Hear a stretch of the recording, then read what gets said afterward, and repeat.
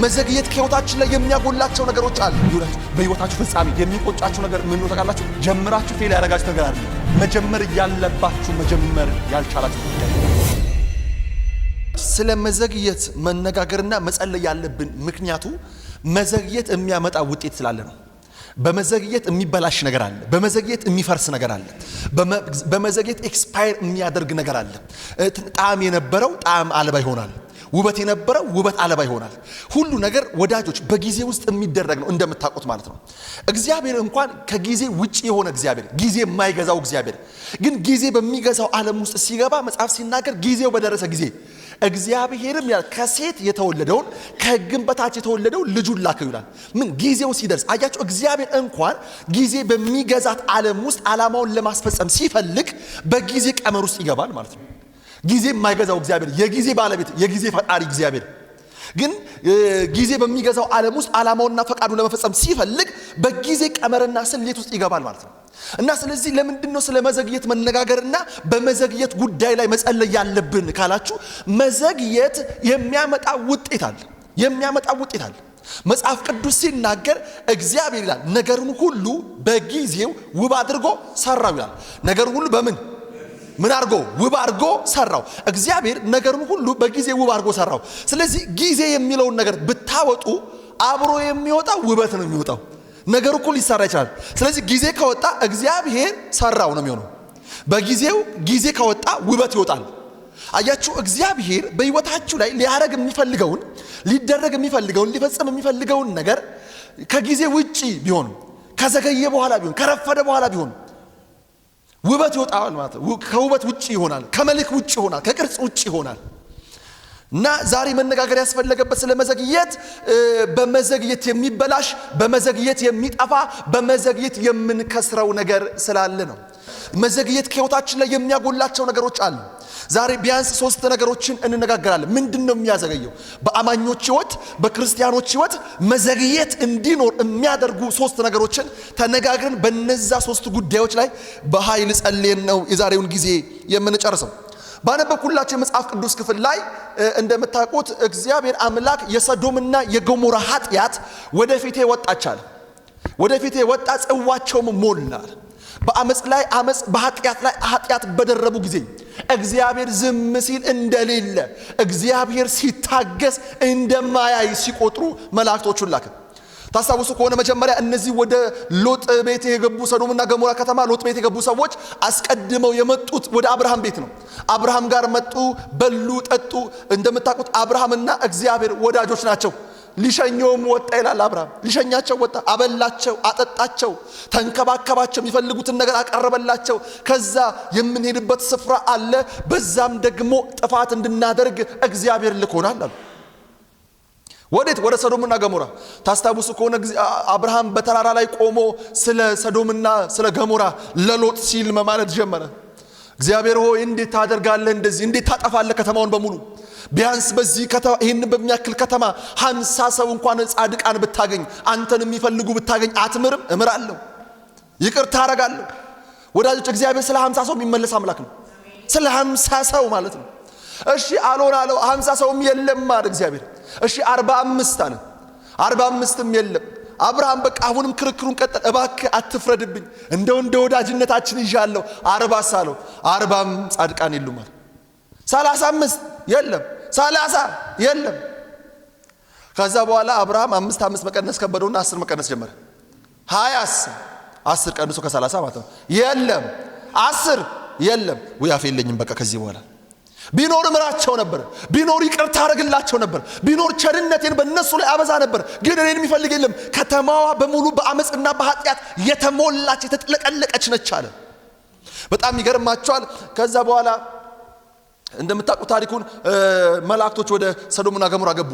ሰዶምና ገሞራ ሲገቡ ሎጥም በደጃፉ ቁጭ ብሎ ነበር ይላል። አያቸው፣ ከሩቅ ሲያያቸው ተነሳ፣ ወገቡንም አሸነፈጠ፣ በእንግዳ አቀባበል ተቀበላቸው፣ እግራቸውን አጠበ፣ የሚፈልጉትን ነገር አቀረበላቸው። በዛ ግን ሲገቡ እንግዶች የከተማው ሰው አይቷቸው ስለነበረ የአመጻቸውና የኃጢአታቸው ብዛት እነዚህን ወደ ውስጥ የገቡ እንግዶችን አውጣቸውና እንገናኛቸው ዝሙትን ፈጽምባቸው ብለው ሌላ ኃጢአት ሌላ ጨለማ ሌላ እርኩሰት ሲናገሩ ትመለከታላችሁ። አረ ባካችሁ አለ ሎጥ ወጣና ወንድም ማያውቁ ንጹህ ደናግል ሁለት ሴቶች አሉኝ እነሱን ላውጣቸው እነሱን ተገናኟቸው እባካችሁ እንግዳዎቼን አትንኳቸው እባካችሁ እንግዶቼን እንደዚህ አታድርጓቸው እባካችሁ እነሱ አይሆንም አሉ። ይሄኛውን ክርክር ሎጥ ሲያደርግ እንግዶቹ ለካ ውስጥ ሆነው ይሰማሉ። ሎጥ ምንድነው አሉት? አይ ወዲህ ነው ሰምተናል ያሉትን አይናቸውን አሳወሯቸው ይላል። በሩ አለ አብረው የተወለዱበት ከተማ ነው። የሎጥን ቤት ከግር እስከ ራሱ ያውቁታል። ግን መጽሐፍ ሲናገር በሩን በመፈለግ ደከሙ ይላል። እስቲ ደከሙ በሉ እስቲ። እግዚአብሔር ጠላታችሁ እንደዚህ ያድክምላችሁ በኢየሱስ ስም ያድክምላችሁ በኢየሱስ ስም። ስራችሁን ለመያዝ የሚፈልጉትን ጤናችሁን ለመያዝ የሚፈልጉትን ልጆቻችሁን ለመያዝ የሚፈልጉትን አገልግሎታችሁን ለመያዝ የሚፈልጉትን እግዚአብሔር አምላክ እንደዚህ ቃል በኢየሱስ ስም ያደክማቸዋል።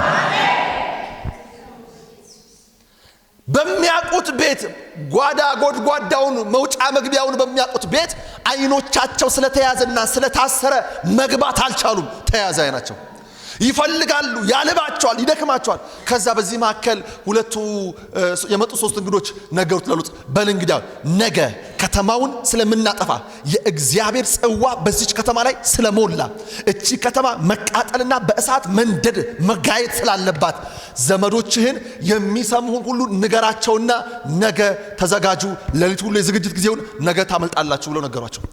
ሎጥም እንደተባለው ሄዶ ዘመዶቹን ሁሉ ነገራቸው።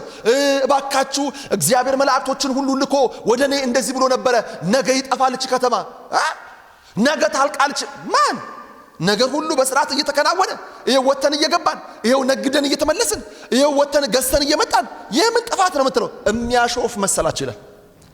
ሲቀልዱበት ነው አላ እሺ ሚስቱንና ልጆቹን ይዞ ለነሱ ነገረ እነሱ ተስማሙ እንወጣለን አሉ። አሁን በነጋታው የእግዚአብሔር መላእክት መጡ። ከዛ መጽሐፍ ሲናገር ቶሎ በል ይሉት ነበር። እግዚአብሔር እችን ከተማ ሊያጠፋት እግዚአብሔር ኃጢአትን ሊቀጣ ተነስቷልና እባክህ ቸኩል እባክህ ተጣደፍ እባክህ ፍጠን እባክህ ቶሎ በል እያለ ያስቸኩሉታል። መጽሐፍ ሲናገር ግን እዚያ ሎጥም ዘገየ ይላል። ሎጥ ዘገየ። እግዚአብሔር ውጣ እያለው ነው። እግዚአብሔር ሂድ እያለው ነው። ከጥፋት አምልጥ ከሞት ተሸሸግ እያለው ነው። ሎጥ ግን ዘገየ። ሚስቱን በአንድ እጁ ሁለት ልጆቹን በሌላኛው እጁ ይዞ ለመውጣት ያቃስታል። ልውጣ አልውጣ እንዴት ነው የምወጣው? ምክንያቱም ሎጥ የዘገየበት ምክንያት በዛ ከተማ አግብቶ ወልዶ ከብዷል። እርሻ አለው ንብረት አለው የተወለደበት ቀይ ነው ያደገበት ቀይ ነው። የበቀይን ሁሉ መንደር ስንት ወዳጅ ስንት ዘመድ ያፈራውበት እንዴት ጥዬ ልውጣ? እንዴት ብዬ ልሂድ? ምክንያቱም ንብረቱ ዛለ ምክንያቱም የሚፈልገው ነገር ዛለ። ታስታውሱ ከሆነ ከአብርሃም ጋር ሲለያዩ እንደ ኤደን የሆነችውን እንደ ምድር ገነት የሆነችውን ነው ሰዶምን የመረጠው። በጣም ለምለም ምድር ነች። ብዙ ፍሬ ያለበት ምድር ነች። ሰዎቹ ኃጢአተኞች ቢሆኑም ሰዎቹ በእግዚአብሔር ላይ ያመጹ ቢሆኑም ሎጥ ለመሄድ ሎጥ ለመፍጠን ልቡ አመነታ። ከዚህ የተነሳ መዘግየት ጀመረ። ይዘገያል። እንዴት ላድርግ? ንብረቴስ እንዴት ላድርግ? ሀብቴስ እንዴት ላድርግ? ዘመድ ወዳጆቼስ እንዴት ላድርግ? አብሮ አደጎቼስ? መጽሐፍ ሲናገር እግዚአብሔር ሎጥ በዘገየ ጊዜ አዘነለት ይላል። አዘነለት። ስላዘነለት የእግዚአብሔር መላእክት ሚስቱን ሎጥንና ሁለት ልጆቹን ይዘው በፍጥነት እያጣደፉ ከከተማ ውጪ አውጥተው በተራራ ላይ ያቆሟቸው በፍጥነት።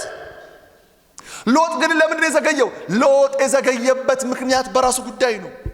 ይኸውላችሁ ዛሬ ሶስት ነገሮችን ነግራችኋለሁ ስለመዘገየት። አንደኛ ሰዎች የሚዘገዩት ለምንድን ነው? በራሳቸው ጉዳይ ሲያዙ፣ ለእግዚአብሔር ድምፅ፣ ለእግዚአብሔር ዓላማ፣ ለእግዚአብሔር ምሪት፣ ለእግዚአብሔር ሐሳብ መገዛት ሲያቅታቸው፣ በራሳቸው ጉዳይ ተይዘው በራሳቸው ነገር ተጠምጥመው ተተብትበው መስማት ሲያቅታቸው፣ የእግዚአብሔርን ድምፅ በፍጥነት መስማት ሲያቅታቸው፣ የእግዚአብሔርን ድምፅ በፍጥነት መታዘዝ ሲሳናቸው ያኔ ይዘገያሉ።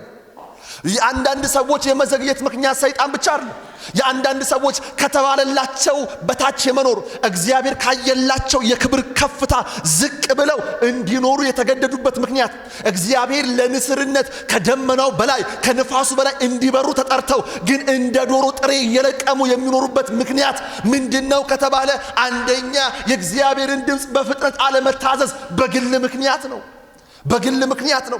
ተው ያለሽን ብተው ያንኑ ቀን፣ እረፍ ያለን ያንኑ ቀን እርፍ ብትል፣ ስጥ ባለ ቀን ብትሰጥ፣ ተው ያለህን ያንኑ ቀን ብተው መዘግየት በህይወት ላይ ባንተ በኩል አይሆንም ማለት ነው። ሎጥ የዘገየበት ምክንያት ንብረቴስ ይላል። እግዚአብሔር ውጣ ይሏል። ከእግዚአብሔር ድምፅ በላይ ከእግዚአብሔር ድምፅ ይልቅ የማንን ድምፅ ማስማት ጀመረ? የራሱን ድምፅ መስማት ጀመረ።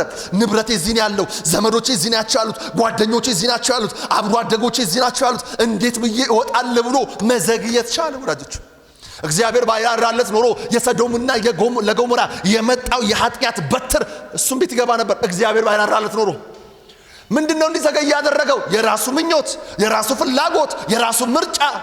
አንዳንድ ጊዜ በህይወታችን ላይ መዘግየት እንዲሰለጥን የሚያደርገው መዘግየት በህይወታችን ላይ እንዲሆን የሚያደርገው አንዱ እኛ ነን። የእግዚአብሔርን ድምፅ ቶሎ መታዘዝ ሲያቅተን፣ የእግዚአብሔርን ዓላማ ቶሎ መያዝ ሲያቅተን፣ ቶሎ ለእግዚአብሔር ድምፅ መሸነፍ ሲያቅተን። ምክንያቱም አንዳንድ ጊዜ እግዚአብሔር ከኛ የሚፈልገው ነገር ከባድ ሊሆን ይችላል። እግዚአብሔር ከኛ የሚፈልገው ነገር አስቸጋሪ ሊሆን ይችላል። ግን ብንታዘዘው ከመዘግየት እናመልጣለን፣ ወደ በረከት እንቸኩላለን። ግን አይመስለንም አንዳንድ ጊዜ።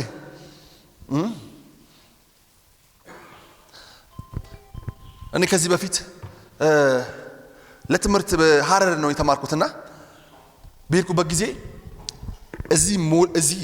እዚህ የደረሰኝ ኢኮኖሚክስ የሚባል ትምህርት ነው። ኢኮኖሚክስ የሚባል ትምህርት ነው። እዛ ሲሄድ እየጸለይኩኝ ልቤ ይሄን ትምህርት አትማርም ማለት እኔ የምፈልገው እሱ ነው። ደግሞ በ3 ዓመት ነው ወዲያው ውጥት ለማለት። ከዛ ምንድነው መማር ያለብኝ? ህግ ተማሪ ነኝ ውስጥ ምን ይጠበቃል ነው ያንኛው መንፈሳዊ ነገርም እንደዚህ የገባኝ ሰው ማር አይደለም በጣም። ከዛ በቃ ውስጤ በጣም እግዚአብሔር ድምፅ እየበረታና እየጨከነ ሲመጣ እሺ በቃ ሰው የምታዘጋጅልኝ ከሆነ ምክንያቱም እኔ በኢኮኖሚክስ ሞልቼ ሄጄ ሌላ ሰው በሎ ሞልቶ ሄዶ እኛን የምንለዋወጠው ስኩል ስለሆነ የምንለዋወጠው ማለት ነው። እንደዚህ አይነት ሰው የምታዘጋጅልኝ ከሆነ ግን እሺ ቀላል አልነበረም። ግን ምክንያቱም በአእምሮዬ ብዙ ዘመን ያሰብኩት ኢኮኖሚክስ እንደማር ነው የተዘጋጀሁት። ኢኮኖሚክስ እንደማር እግዚአብሔር ነው ይሄንን ነው ካለኝ ለመለወጥ ያላደረኩት ትግል የለም። ስጸልይ እሱ ነው የሚመጣው። ሰው ሲጸልይልኝ የምትቀይረው ነገር አለ ይለኛል። ኧረ ጌታ ሆይ አስጨነቀኝ እኮ በሁሉ። እግዚአብሔር ረድቶኝ ባልጨርስ ኖሮ፣ እግዚአብሔር ረድቶኝ ባልቀይር ኖሮ ዛሬ የምታዩትን አገልጋይ ላታዩ ትችሉ ነበር ምናልባት። እና አንዳንድ ጊዜ የእግዚአብሔር ድምፅ ተው፣ ረፍ፣ አንተ ያሰብከውን የተዘጋጀህበትን ረጅም ዘመን ያውጠነጠንከውን ጉዳይ እግዚአብሔር በሆነ ደቂቃ መጥቶ ረፍ ካለ ከተውከው፣ እሺ ብለህ ለእግዚአብሔር ድምፅ ከታዘዝ፣ እሺ ብለህ ለእግዚአብሔር ድምፅ ራስን ከሰጠ፣ ወዲያው ለእግዚአብሔር ድምፅ የምትታዘዙ ከሆነ መዘግየት በሕይወታችሁ ላይ አይሰራም። ብዙ ሰዎች የሚዘገዩበት አንዱ ምክንያት የእግዚአብሔርን ድምፅ ቀድሞ በፍጥነት ከመታዘዝ ይልቅ ለስጋ ምቾቶቻቸውና ለቤተሰቦቻቸው ጉዳይ ቅድሚያ በመስጠት ነው። በጣም የሚገርማችሁ ሎጥ የዘገየበት ዋናው ምክንያት ይሄ ነው። የኖርኩበት ያደግኩበት ንብረት ያፈራሁበት ስም ያወጣሁበት ሰፈር ነው። ቶሎ መላቀቅ ከባድ ነው። ለእግዚአብሔር ድምፅ ምን ያክል ነው የምትታዘዙት? ለእግዚአብሔር ድምፅ ምን ያክል ነው ፈጥናችሁ የምትታዘዙት? በዚህ ምሳሌው አብርሃም ነው። አብርሃም በጣም የሚገርም ታዛዥ ሰው ነው። ለዚህ ነው በህይወቱ ላይ ሲዘገይ አትመለከቱም። እግዚአብሔር ወዳለው ነገር በቃ እየመራ እየገባ እያስወጣ እንዴት አድርጎ በሱ ህይወት እስከዛሬ የሚወራ ታሪክ እንደሰራ ሁላችሁም የምታውቁት ነው። ምንድነው ያደረገው? እግዚአብሔር መጣና እንደዚህ አለው፣ አብርሃም አቤት፣ እናትህን አባትህን ወዳጅህን ዘመዶችን ሁሉ ትተህ እኔ ወደ ማሳይ ምድር ሂድ። የት ነው ንገረኝ፣ የምትሄድበት ምድር ምን አይነት ነው? እሱን አላውቅም፣ ናና ውጣ መጀመሪያ። እሱን አሁን አልነግርህም። እንዴት ነው ወዴት ነው የምንሄደው? ወደ ማሳይህ። አሁን አሳይኝ፣ ስትወጣ ነው ማሳይህ። ከተመቻቸበት አርፎ ከተቀመጠበት ስም ካወጣበት አንቱ ከሚባልበት ምናልባትም የእድር ዳኛ ከሆነበት ሰፈር አድጎ ካረጀበት ሰፈር እግዚአብሔር በአንድ ድምፅ ነቀለው። ውጣ ሲለው ቆይ ላስብ አላለም። ቆይ ልማከር አላለም። በነጋታው ሻንጣውን ሸክፎ ለእግዚአብሔር ድምፅ ነገ ስለማይባል ከነገ ወዲያ ስለማይባል ወዲያውኑ ታዘዘ። ወዲያውኑ ውጣ ነው። አብርሃም ሁሉ ጊዜ የእግዚአብሔር ድምጽ ሲመጣለት የእግዚአብሔር ምሪት ሲመጣለት የእግዚአብሔር ተግሳጽም ሲመጣለት ወዲያው ነው የሚታዘዘው ለነገ አያሳድርም ከነገ ወዲያ አይልም ዘፍጥረት ምዕራፍ 22 ላይ መጥቶ እግዚአብሔር በሌሊት ይላል አብርሃም አብርሃም አቤት እነሆኛለሁ የምትወደውን እሺ አንዱ ልጅህን እሺ ይስሐቅን አዎ ልጸልይለት አይ ልባርከው አይ እና ምን ላድርገው እኔ ወደ ማሳይ ምድር ተወስድና ታርደዋለህ ልጄ ይውላችሁ ለአብርሃም አብዛኞቻችሁ ወላጆች ናቸው የልጅ ጉዳይ ምን ያክል እንደሚያንገበግብ ታውቁታላችሁ ለአብርሃም ማለት ነው ይስሐቅ ልጅ ብቻ አይደለም ሁሉ ነገሩ ነው አይኑ ነው ተስፋው ነው ብርሃኑ ነው ሽምግልናው የለመለመበት ነው ሁሉ ነገሩ ያለው ይስሐቅ ውስጥ ነው በቃ የይስሐቅ የአብርሃም ተስፋ ይስሐቅ ነው የአብርሃም ጉልበቱ ይስሐቅ ነው የአብርሃም ሳቁ ራሱ ይስሐቅ ነው የአብርሃም ደስታው ይስሐቅ ነው አብርሃም ቤት የነበረ ጨለማ የተገፈፈው ይስሐቅ ተወለደ በኋላ ነው አብርሃም አይቶ ሳይጠግበው ስሞ ሳይጠግበው አሳድጎ ሳይጠግበው አጥፎ ሳይጠግበው ሳይጦረው ሳያየው ፊቱ መጫወቱን እንኳን ሳይጠግብ ፊቱ ውጥት ግብት ይያለ መጫወቱ ሳይጠግብ እግዚአብሔር መጣና የምትወደውን አንዱ ልጅን የተንከራተትክለትን ለዘመናት ተጠበቀውን ልጅን ሰዋልኝ አምጣው መጽሐፍ ምን እንደታውቃላችሁ አብርሃምም እስከዛሬ ያልገባኝ ቃል ይሄ ነው ማልዶ ተነሳ የሚል ቃል ማልዶ ተነሳ ልጅ ለማረድ ማልዶ መነሳት ነገ ሎተሪ ይወጣልሃል የተባለ አይመስልም ማልዶ እኮ መነሳት ማለት ማጥቃላችሁ እስኪ ነገ መጠበቅ አልቻለም እስኪ ነገ ለመጠበቅ ትዕግስት አጣ ገና ጎሳ አይቀድ በጨለማ በድንግዝግዝ ይስሐቅ ቀሰቀሰውና ለምን ለሊት እግዚአብሔር አንድ ነገር ብሎኛል ምን ያክል እንደሚወዱ አስቡ ምን ያክል ለሱ ስስት እንደሆነ አስቡ ለአብርሃም እኮ ይስሐቅን እረድልኝ ከምትለው ራስን እረድልኝ ብትለው ይቀለዋል ግን እግዚአብሔር ካለ አብርሃም ቤት እግዚአብሔር አምጣልኝ ካለ ገንዘብ ቢሆን ንብረት ቢሆን ሰው ቢሆን ምንም ነገር ከእግዚአብሔር ስለማይበልጥበት ጠየቀኛው እስኪ ነገ አልጠብቅም አለ ይስሐቅን አምጣልኝ እስኪ ነገ አልጠብቅም ይሄው አመጣዋለሁ እንደዚህ አይነት እሺ የሚል ልብ እግዚአብሔር ይግጠምልን አረ አሜን በሉ በኢየሱስ ስም አብርሃም እግዚአብሔር አምላክ ምንም ነገር ይጠይቀው ምንም ነገር ይዘዘው ለነገ አይልም ቆይ ላስብበት አይልም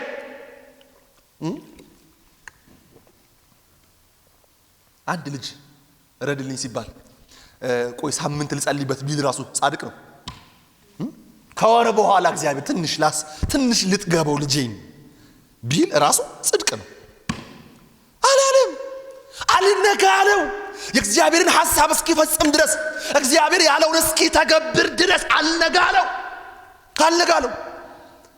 በጨለማ ከእንቅልፉ ቀስቅሶና እንሂድ ካሎሮቹ ጋር አህያና እንጨት አሸክሞ ለምን አብርሃም ቤት እግዚአብሔር ጠይቆ የሚከለከለው ነገር የለም አብርሃም ቤት እግዚአብሔር አምጣልኝ ብሎ ለነገ የሚለው ነገር የለም ሁለቴ እስኪናገር እግዚአብሔር አይጠበቅም ይበል እንጂ እግዚአብሔር ታስተውሳላችሁ ሳራ እኮ መታ ማለት ነው ያጋር ልጅ በቃ አጋርን አባራት አለችው ሳራ መጽሐፍ ምን ተቃላችሁ አብርሃም አመነታ ይላል አጋርን ለማባረር ያመነታ አብርሃም ይስሐቅን ሰዋ ሲባል ሮጦ ሄደ ለምን መሰለ አጋርን አባረር ያለችው ሳራ ነች ይስሐቅን አምጣ ያለው ግን እግዚአብሔር ነው ለአብርሃም እግዚአብሔር ምንም ካለ ወይ አይችልም ወዲያው ነው እግዚአብሔር ይበል እንጂ እግዚአብሔርና ይሄን አምጣ እኛ እኮ ወዳጆች 20 ደቂቃ ጸልይ በመከራ እኮ ነው 20 ደቂቃ ለእግዚአብሔር በቀን ውስጥ ለመስጠት አንድ ሰዓት በቀን ውስጥ ከእግዚአብሔር ቃል ጋር ለማሳለፍ ከጸሎት ጋር ለማሳለፍ ተንበርክከን ድምጹን ለመስማት ፊቱን ለማየት ምጥ ነው ለኛ እግዚአብሔር ለኛ ከኛ አንድ ሰዓት ማግኘት ከብዶታል 2 ሰዓት ማግኘትማ ምጥ ነው ማይታሰብ ነው በቀን አብርሃምን ግን ይሄንን ስጠኝ እሺ ገንዘብን የፈለከው እሺ ምንድነው የፈለከው የሰባ ፍሪዳ ይሄው እሺ የፈለከው ምንድነው ይሄው ሁሉ ሰጣለሁ አንተ ጠይቅ እንጂ አንተ ና እንጂ እኔ ቤት ተመላለስ እንጂ መምጣት አይቁም እንጂ ከመጣ ምንም ነገር ነው መሰዋል አያችሁ በህይወታቸው ሰዎች መዘግየት የሚሆነው መቼ ነው የእግዚአብሔርን ድምጽ ለመታዘዝ አቅም ሲያጡ የእግዚአብሔርን ድምጽ ወዲያው ለመታዘዝ ጉልበት ሲያጡ ያኔ መዘግየት ወደ ህይወታቸው ይመጣል ያኔ የሚያዘገዩ መናፍስቶች ብዙ ነገሮቻቸውን ወደ ኋላ መጎተት ይጀምራሉ ዛሬ እግዚአብሔር እየተናገራችሁ ያለው ነገር ምንድነው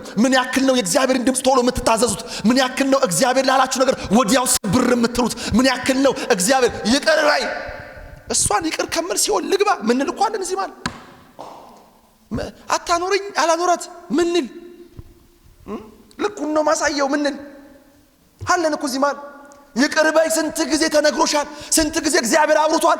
ቆይ እንዲህ ልኳንም ማሳላይ እሷንም ማሳ ኖ በዚህ አይነት መንገድ እንዴት ነው እግዚአብሔር አንተን ወደ በረከት ሊያስቸኩል የሚችለው? እንዴት ነው እግዚአብሔር ወደ ተናገረ ነገር ሊያፈጥን የሚችለው?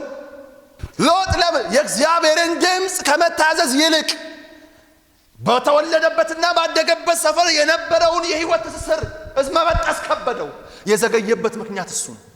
ይውላችሁ ይሄኛው መዘግየት በምን መሰላችሁ የሚሰበረው? በግላችሁ አለመታዘዝ ምክንያት የመጡ መዘግየቶች፣ በግላችሁ እሺ አለማለት ምክንያት የመጡ አለመፍጠኖች ወይም መዘግየቶች የሚሰበሩት በንስሐ ነው። ሁሉንም በአጋንንት ላይ አላካችሁ አትችሉትም። በቃ ጌታ ሆይ ያን ጊዜ እዚህ እንኳን ሁላችሁም ያገባችሁ ናችሁ፣ ጌታ ይባርካችሁ። እኛቸው ሁሌ ነው ሞቅሳቸው ተይ እያሏቸው ተይ ይሄ ልጃውን ምን ያንሰዋል? ምን ያንሰዋል? ደሞ ይነግሩኛል። ደሞ እኔ ስለምቀርባቸው እንትናን ጠይቆኝ እኮ ነበር፣ እንትናን ጠይቆኝ ነበር ራይት እያደረገ 7 ሰው እና ምን እንደምትጠብቂው አንቺ ይኸውልሽ እነዚህ 7ቱ አንቺን ቢካልሽ ሌሎች ጋር ይሄዳሉ። ከዛ እንደም የሌለ ስታቲስቲክስ አመጣለሁ። በዓለም ላይ የወንዶችና የሴቶች ቁጥር ፕሮፖርሽኑ 1:4 ነው ማለት ነው። አንድ ወንድ ቢያንስ 4 ሴቶችን የማግኘት እድል አለው። 7 ተደርድረሽ ይሄንን እምቢ የምትይ ከሆነ እኔ በመንፈስ የማየው እንዲህ የኳየር ልብስ አድርገሽ ከእናቶች ጋር አንድ ላይ ስትዘምሪ ነው የማየው። እንደው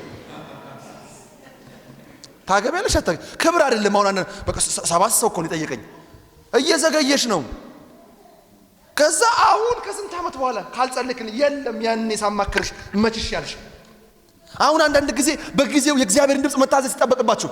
ተው እዛ መስሪያ ቤት እንዳትገባ፣ ከእንትና ጋር አትገናኝ፣ ይሄንን አስራት አምጣና ስጥ ሲል ልቀቀውናና ግድ የለም ልቀቀው። እግዚአብሔር ሁሉ ጊዜ የምንታመናቸው ሸንበቆች ሰብሮ ነው ማዳን የሚፈልገው። አዋጥቶ መስራት አይፈልግም። እግዚአብሔር በባዶ ነው ማዳን የሚፈልገው። ኢየሱስ ጌታ ነው። ታዘዙ። እግዚአብሔር ለሚላችሁ ነገር ጨክኑ። በቃ ጨክኑ። ግድ እኔ ያኔ እንደሰጠው ምንም ማድረግ አልችልም ብለኸኛል። በቃ ኃላፊነቱን አንተ ትወስዳለህ። ለዚህ እኮ መጽሐፍ ሲናገር እንጀራህን በውሃ ላይ ጣለው ይላል አይደል? በውሃ ላይ ጣለው። ውሃ እኮ የሚያበቅል አይደለም። ውሃ እኮ መሬት አይደለም። እንደውም ሊያንሳፈውና ሊወስደው ይችላል። ግን ከጊዜ በኋላ ይላል አይደል? ታገኘዋለህ በስቶ ለምልሞ ረስርሶ። አያችሁ መንፈሳዊ ዓለም እንደዚህ ነው። ታዘዙት። ለእግዚአብሔር ድምፅ የምትታዘዙ ከሆነ መዘግየት በሕይወታችሁ ላይ አይሰራም። ለእግዚአብሔር ድምፅ ፈጥናችሁ የምትታዘዙ ከሆነ ነገ የማትሉ ከሆነ ቆይ እንትናን አማክሬ የማትሉ ከሆነ እንትኔስ ምን ይሆናል ብላችሁ ግራና ቀኛችሁን የማታዩ ከሆነ የእግዚአብሔርን ድምፅ ብቻ ታምናችሁ ራሳችሁ ለእግዚአብሔር ድምፅ የምትለቁ ከሆነ እግዚአብሔር መንገዳችሁ ቀና ያደርገዋል። ጩና እስቲ አሜን በሉ። ቀኝ እጃችሁን ከፍ አድርጉና ከኔ ጋር ቃል ግቡ። ጌታ ሆይ በሉ፣ ጸጋህ ይረዳኛል በሉ። የምትለኝን ሁሉ አረጋለሁ፣ የምታወራኝን ሁሉ ታዘዛለሁ። ነገ አልልም በሉ እስቲ፣ ከነገ ወዲያ አልልም በሉ እስቲ። ጩና እስቲ አሜን በሉ። አንደኛ ሰዎች የሚዘገዩት በራሳቸው ምክንያት ነው። ሁለተኛ ሰዎች የሚዘገዩት በሰው ምክንያት ነው። በሰው ምክንያት አንዳንድ ሰዎች አዘጊ ሰዎች አሉ። በቃ ኔቸራቸው ማዘግየት ነው። በቃ ስራ ልትጀምር ስትል ያዘገዩዋል። ቆይ አረ ኢኮኖሚው እንደዚህ ነው፣ አረ ግብር እንደዚህ ነው፣ አረ ይሄ እንደዚህ ነው። ለማገልገል ስትነሳሳ ቆይ ምን ልትበላ ነው፣ ቆይ ሚስትህን ምን ልታበላ ነው፣ ልጆችን ምን ልታበላ ነው።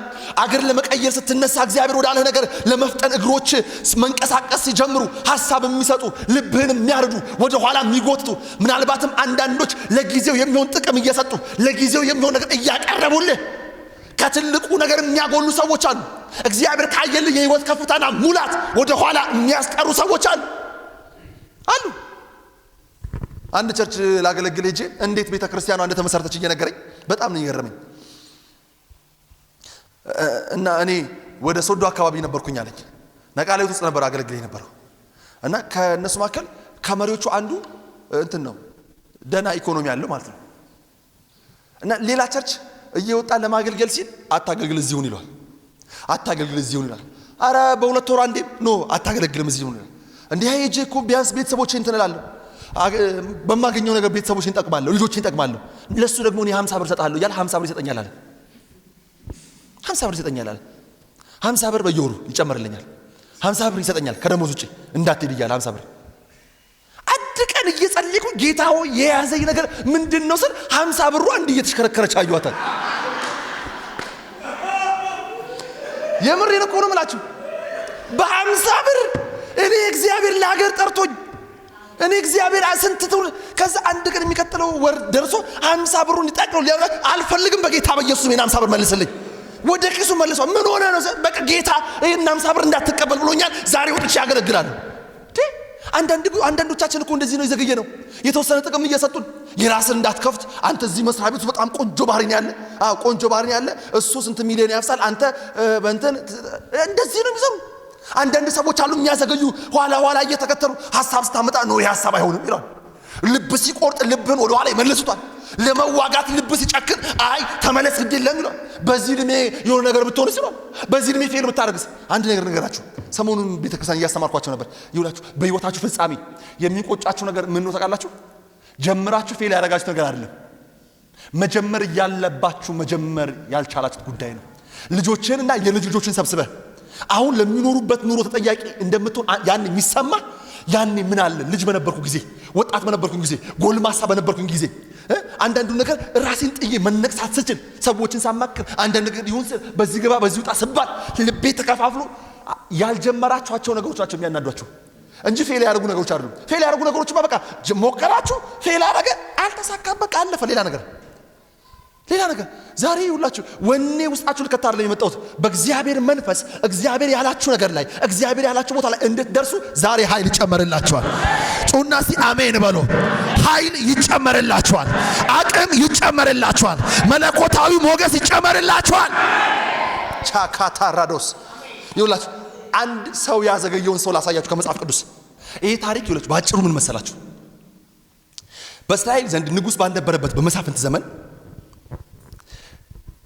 አንድ ሌዋዊ ኤፍሬማዊ የሆነ ግን ሌዋዊ በኤፍሬም አገር የሚኖር ሌዋዊ ሚስቱ ጥላው ኮበለለችና አባቷ ቤት ሄደች ስሙኝ በደንብ ማለት ነው አባቷ ቤት ሄዳ ተቀመጠች 4 ወር ሆናት ማለት ነው ሲጠብቅ ወር 2 ወር 3 ወር በአራተኛ ወር ይሄ ሌዋዊ ሰው ተነሳ አባቷ ቤት እንደገባች ሰማ ሄደና ብዙ ኪሎ ሜትር አቋርጦ በረሃና ወንዙን ተሻግሮ ሎሌ ይዞ አያ ይዞ ሚስቱን ከኮበለለችበትና ከሸሸችበት ከናትና ከአባቷ ቤት ሊያመጣት ሄደ ማለት ሄደ ከደረሰ ልክ ሲደርስ ሚስትየው ሞታ ተቀበለችው እናትና አባቷ ቤት አስገባችው ልብሱ ታጠበ እግሩ ታጠበ የሚፈልገው ነገር ሁሉ ቀረበለት ከመንገድ ስለመጣ በላ ጠጣ አሁን ተደሰተ ከዛ ነጋ ልክ ሲነጋ ለአባትየው እንደዚህ አለው አሁን አለ ለሚስቱ አባት ለአማቹ ማለት ነው አሁን መንገዳችን ሩቅ ስለሆነ እንሂድ አለ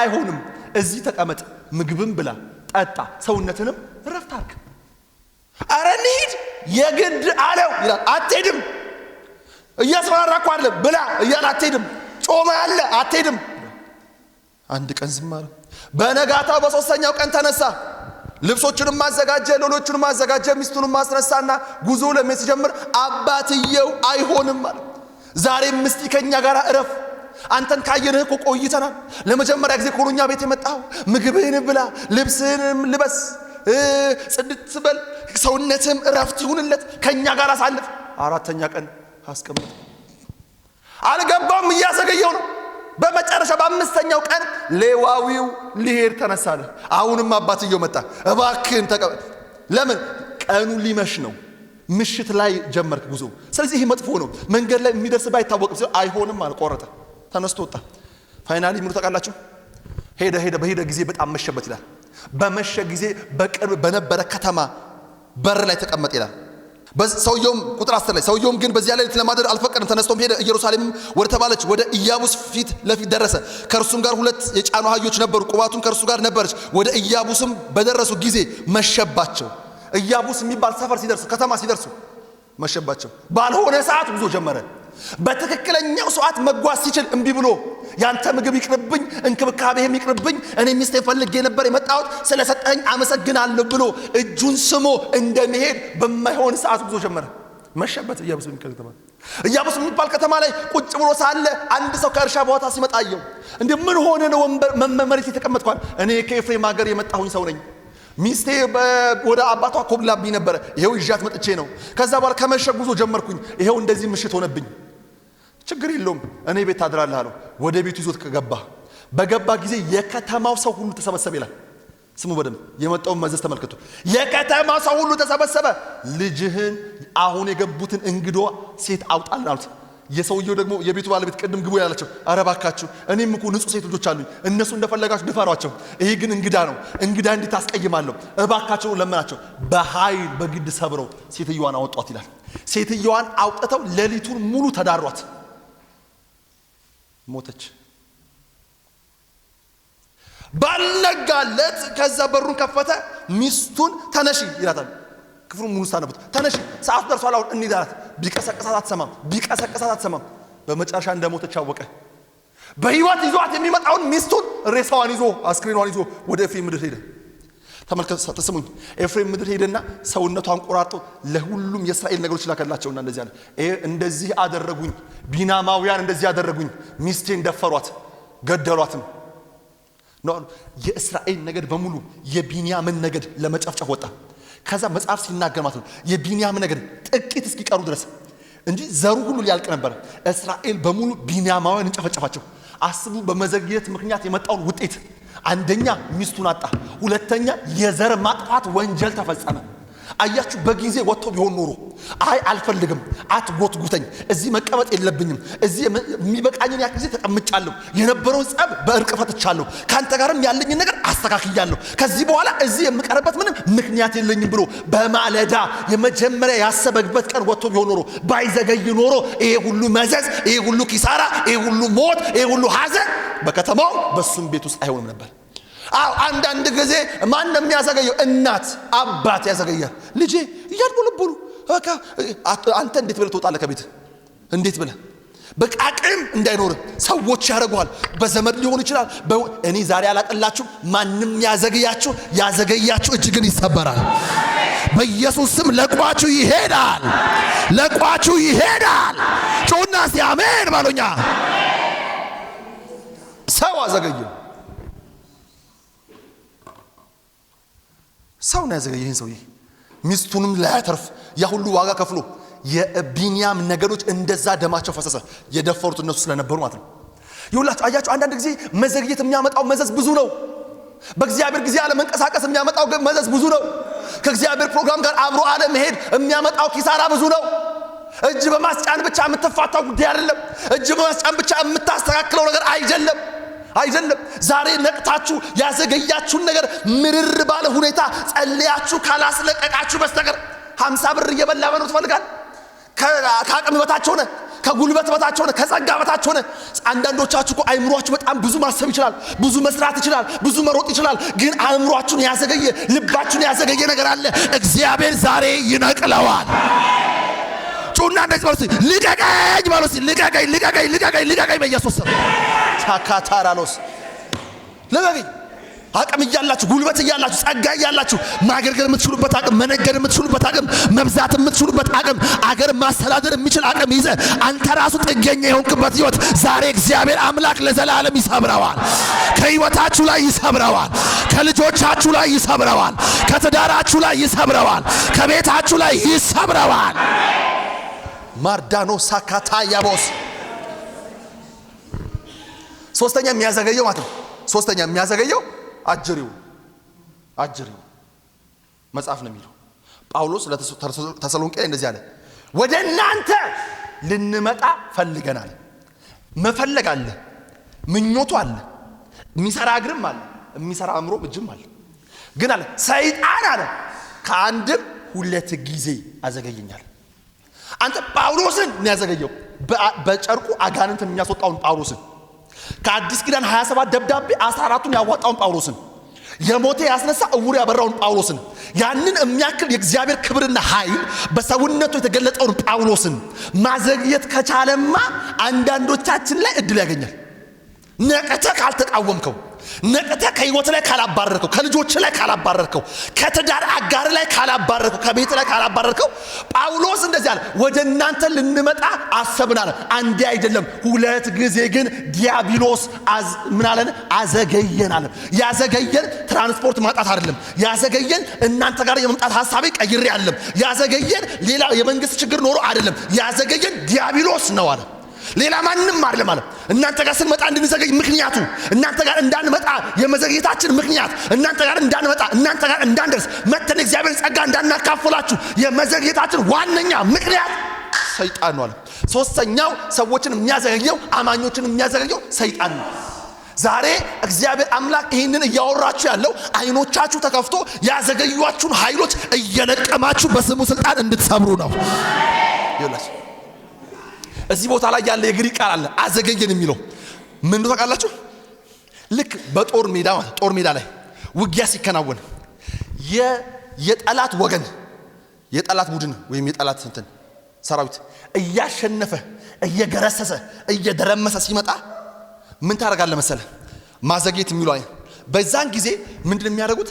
በጣም ትልልቅ የተቆረጡ ትልልቅ ዛፎች በየመንገድ ላይ ይቀመጣሉ። ከዛ የአለት ስንጣቂው ትልልቅ አለቶች በብዙ ህዝብ እየተገፉ መንገድ ላይ ይደነቀራሉ። ከዛስ ድል ያደረገ ይመጣ የነበረ ጠላት እነዚህ ትልልቅ ድንጋዮችና የተጠረቡ እንጨቶች እና ዛፎች ትልልቅ ዛፎች መንገዳቸው ላይ ተጋድሞ ሲያዩ የተሳፈሩባቸው ሰረገላዎች አልፎ መሄድ አይችሉም። ስለዚህ ያንን ድንጋይ እስኪያነሱ ያንንም ደግሞ እንጨት ገለል እስኪያደርጉ ድረስ እነዚህኞቹ ጊዜ ያገኛሉ። የመሸሽ ጊዜ፣ የማምለጥ ጊዜ፣ ራስን የማደራጀት ጊዜ፣ ስልት የመቀየር ጊዜ ያገኛሉ። ልክ እንደዚህ ነው አለ። አዘገየን የሚለው ቃል በመንገዳችን ላይ መንገድ ላይ ልክ እንጨት እንደሚደረግ ልክ አለት እንደሚደረግ እንደዚህ ነው አለ። አያችሁ አንዳንዶቻችሁ በድል እየገሰገሳችሁ እንዳትሄዱ፣ በአገልግሎት እየገሰገሳችሁ እንዳትሄዱ፣ ወደ እግዚአብሔር ፕሮግራም እየፈጠናችሁ እንዳትሄዱ ጠላት መንፈሳዊ ዓለም ላይ የሚሰሩ የሚደነቀሩ ነገሮች አሉ። ዛሬ ከነቃህና መንፈስ ተቆጥቶ በቃ ይሄ ነገር ከላይ ላይ መሰበር አለበት ከቤቴ ላይ መሰበር አለበት የምትል ከሆነ እግዚአብሔር ሰይጣን ያስቀመጠውን እንቅፋት ይነቅለዋል። ስትፈጥኑ ነው የሚታየኝ በኢየሱስ ስም። እንደ ነብይ ነግራችኋለሁ በጌታ በኢየሱስ ስም ትቸኩላላችሁ። እግዚአብሔር ወዳላችሁ ትቸኩላላችሁ። ጌታ ወደ ነገራችሁ ትቸኩላላችሁ። ወደ ታየላችሁ ትፈጥናላችሁ።